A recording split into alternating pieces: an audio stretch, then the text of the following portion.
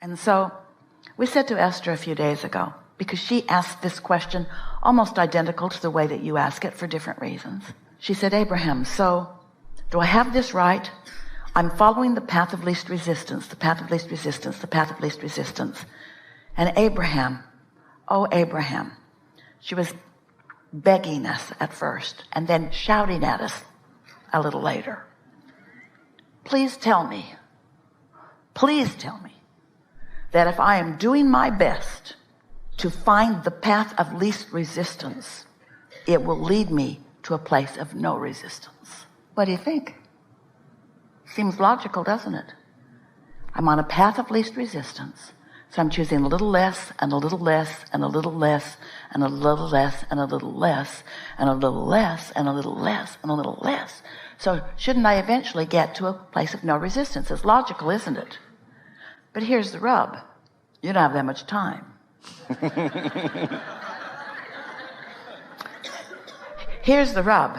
Every time you think about that resistant thought of which you are trying to find less resistance, your resistance is still active as you're reaching for less resistance. So you can soothe yourself and you can keep yourself from acting like a maniac or a mean person or a fool. You can count to 10 and do a better job in this moment. And we really recommend reaching for the best feeling thought we do, because we recommend that you do anything that can bring a little soothing to you. But really, the way that you find no resistance is by having no resistance while you tune in the direction of no resistance, which means focus there after meditating, focus there when you're feeling your best, because law of attraction is amplifying wherever you are. So think about this. If you're in no resistance and you care about this stuff, so you want to have glimpses of what no resistance means. So you're milking a no resistance state. So when you find yourself in utter appreciation, you are deliberately focusing there in utter appreciation with the intent of maintaining that vibration longer so that the momentum can move in that direction. You sort of getting what we mean? Imagine that you're standing here and there is this upward energy that is resistance free. And then there's this other spiral that's kind of like a tailspin. Esther sat to write with us the other day. She said, Abraham, I really want to talk to you about this. And she typed what she wanted to talk about. And we said to her, we love you so much. You are in a tailspin. Go to bed. Because we knew she did not have enough time to talk herself out of that tailspin. How you doing? Is this settling in a little bit? Everything that we've ever told you is still valid. We're just telling you something bigger than you have known before, because you're asking in a stronger way. And that is, as you stand there with this spiral up and this spiral down, so to speak, with this under the influence of source or under the influence of something that is less uplifting and less non-resistance than source, you have choices. But if you are resistant in nature, the law of attraction will not let you step over here into this updraft, even if you want to. You've got to get out ahead of it, yes? You've got to get ready to be ready. And so, what do you do in a practical sense? We're not talking about dealing with the work that you have to do and trying to make it better. We're talking about daydreaming about your own practice. We're talking about daydreaming about your own life experience and your own choices. We're talking about being so selectively sifting in what you daydream about that you tap into that updraft on a regular basis. We're not asking you to take all the stuff that doesn't feel good and drag it over into the updraft so it'll go up. Don't take reality and try to improve it. Step into that dream state where there is no resistance. Does that make sense to you? When you step into a place where there is no resistance, you taste the energy, you taste the experience. It updates all of your emotional awareness, and it helps you accomplish these things. First of all, it makes you more determined that you're going to do more of that. And this is the part that we want you to hear more than all other things put together that you've ever heard from us, ever. We want you to stop beating up on yourself when you're in negative emotion. We said to Esther, we love you so much, go to bed. We didn't say you're damned forever. We didn't say there is no hope for you. It was like, this isn't a good time. The law of attraction is not your friend right now. Do what you can to stop the direction of your thought, which means you got to silence your thought. Now, if you're really good at meditating, you could slip into a meditating mode. You don't have to go to bed. It was late. It was already way past her bedtime. You could sit and you could quiet your mind. And when you quiet your mind, you will catch that updraft. But the fact that you now know that it exists, now when you catch that updraft, when you get into vibrational alignment with who you really are, when you find your place in that non-resistant thought where your mind is still, and then things start to flow through your mind, those things are non-resistant in nature. But you know what they might be about? Fly fishing. They might be about having sex. They might be about pleasurable things that are not related to the work that you're trying to improve. Yeah, they're not related to the work that you're trying to improve, because when you focus upon the work that you're trying to improve, the momentum is already such that you can't do anything about it. Esther and friends were at dinner last night and on a lower deck so that they could see what was happening on the surface of the water. And Esther's been on so many of these ships. She loves it every time. And she especially loves new experiences every time. Lots of dolphins. Have you been seeing them? Oh. Whales. Oh. So Esther is kind of facing the window as she's talking with her friends. And the small boat that switches the pilots, or a special pilot gets on board to leave a harbor and then doesn't stay on. And so they bring the specialists for the right moments in time. So here was that little boat coming to get him. And Esther saw it out there coming toward the ship. And it said pilot on it. And then she saw it sort of fall back. And she thought, I thought the pilot was up there, not back there. She didn't say anything. She just wondered. And then she thought, maybe I missed what he was really there for, and maybe it's already happened. And then all of a sudden, that boat came with such speed and force up along the side of the ship.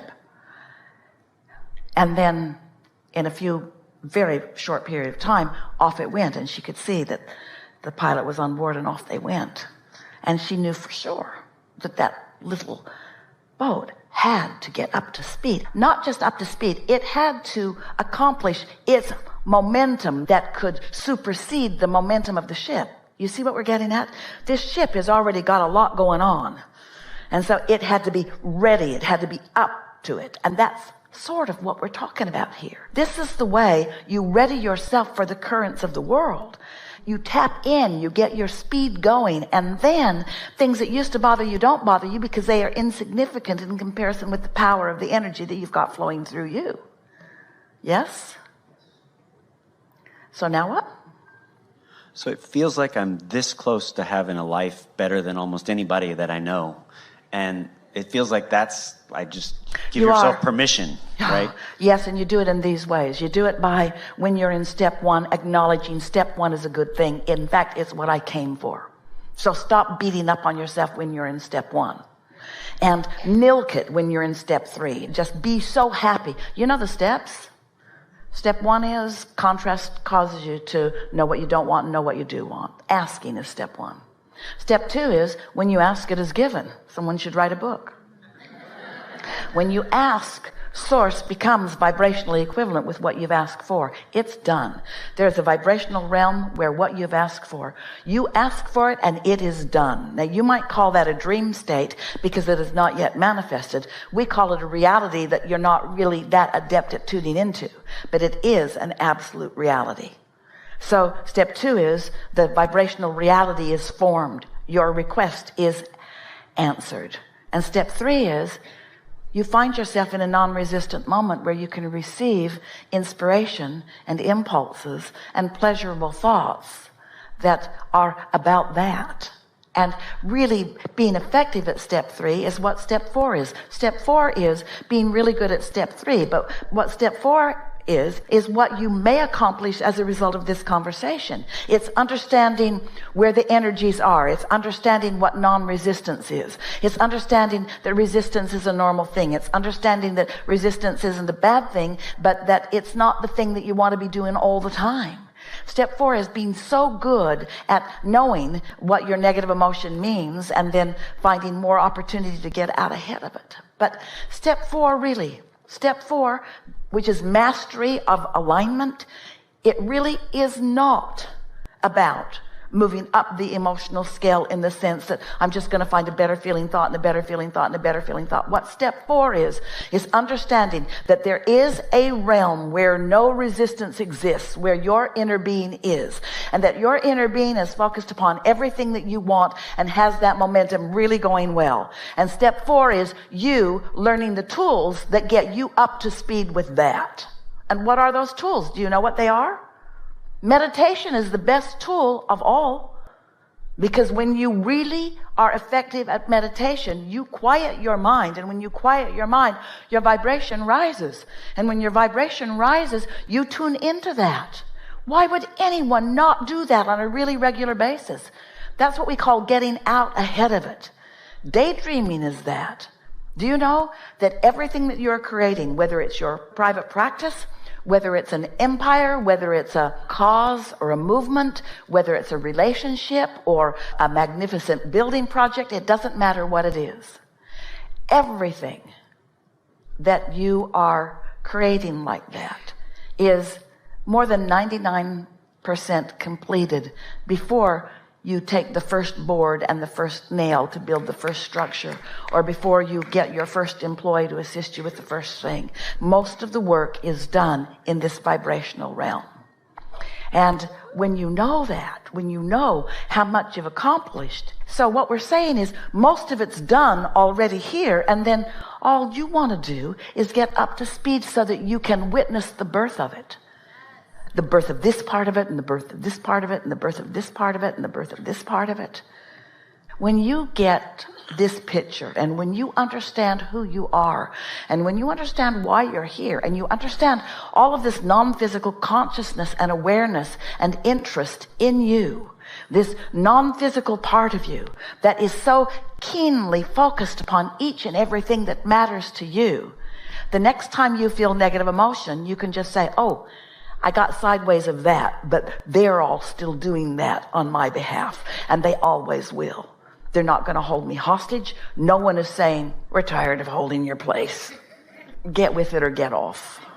No one's saying that, because you have created something so pleasurable for non-physical to focus upon. And when you tap into it too and feel the power of it too, then you teach through the clarity of your example. And then what happens? Really a wonderful thing happens, because we're not showing you how to create situations that you will always love. This isn't a conversation about this is how you get your practice going, and this is how then you never again have to ever do any of those things that you think you don't want to do. That's not what this conversation is. This conversation is when you come into your true power, you never feel bad about those things that you used to think you shouldn't have to do or that you didn't want to do, because you're looking at it through different eyes.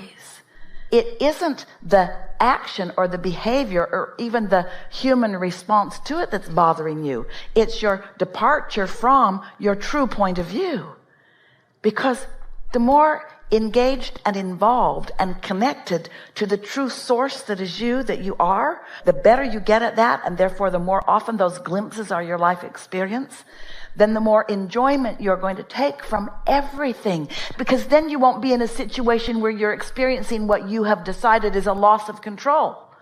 You won't be feeling it's a loss of control. You'll be seeing it as data. You'll be seeing it as an opportunity to collect. You'll be seeing it as a decision-making process for you. You'll realize that you are always in control, that it was always a misconception on your part that you were ever not in control, because you were giving your power over to somebody who doesn't have the ability to take control over you in any meaningful way. Did that make sense to you? Something else? I think that's it. Thank you. Best conversation ever. Thank you. Yep. Yep.